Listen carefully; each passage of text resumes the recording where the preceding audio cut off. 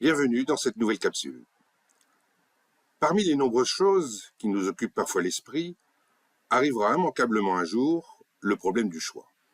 Alors, quelles questions se poser face à un choix délicat à faire?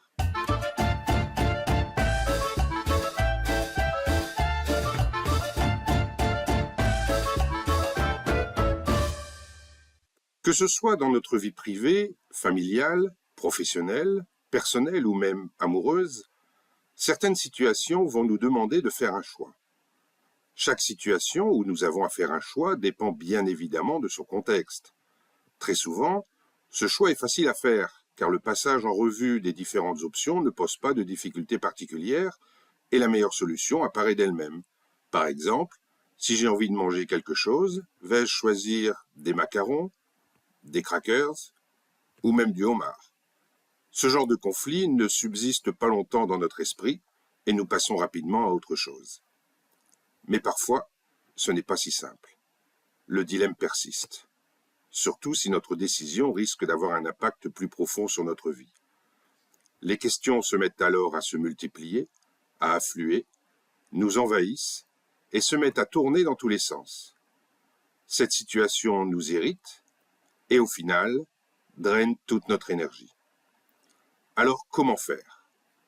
Lors d'une capsule précédente, celle sur le test du chatouillis, j'évoquais la possibilité d'inverser ce problème du choix. Pourquoi cette approche peut-elle nous permettre de démêler la situation? En règle générale, lorsque nous avons un choix à faire, systématiquement, nous explorons les raisons qui vont nous faire choisir telle ou telle option ou solution. Mais cette approche ne nous fait explorer qu'une seule facette de la situation. Alors quand cela ne nous permet pas de faire un choix, au lieu de trouver des raisons de choisir une option, pourquoi ne pas changer complètement notre regard et chercher celle qui nous ferait éliminer des options? Pourquoi cela nous aiderait-il à prendre une décision? Pourquoi observer une situation sous un angle différent nous aidera à la résoudre? À cause de ceci, chercher uniquement des raisons de choisir nous occulte complètement d'autres facettes de la situation. Alors quand les raisons de choisir s'avèrent hasardeuses, non convaincantes, aborder des choses sous un angle différent nous fera découvrir des aspects jusque-là négligés ou inconnus, et il se peut très bien qu'une raison d'éliminer une des options nous saute aux yeux.